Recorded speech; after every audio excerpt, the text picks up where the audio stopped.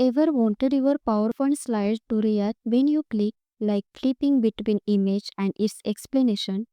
In this video, I will show you how to create a beautiful flip-on-flick effect, a creative trick that makes your presentation feel interactive and alive. Stay till the end because you will learn how to make both slide, image and text flip seamlessly. Let's start by creating the base design. First, insert oval shape and drag it. Fill it with your favorite color and remove the outline. Now, duplicate the oval using Ctrl Shift. One will hold your image and the other will display your description.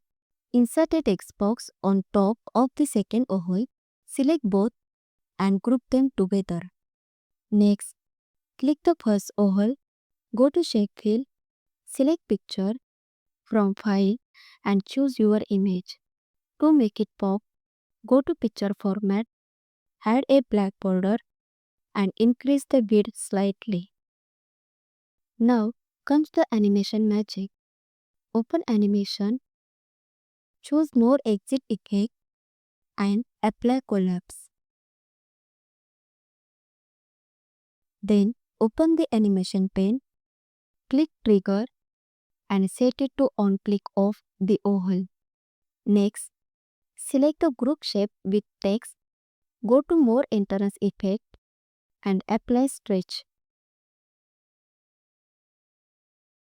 Set it to start after previous and move it just below the first animation in the pane. Then, to make the reverse flip, select the image oval again, add animation, more entrance effect, stretch.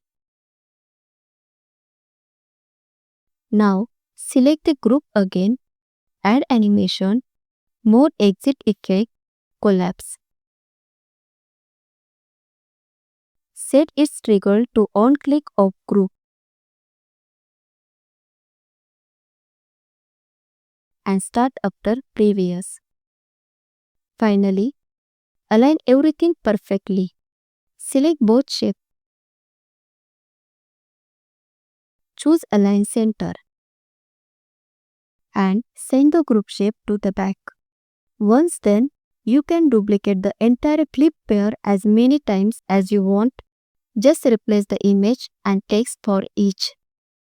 And that's how you create a flip-on-click effect in PowerPoint completely without coding or add-ins. It's simple, elegant, and turn your static slides into a fun, interactive experience your audience will love.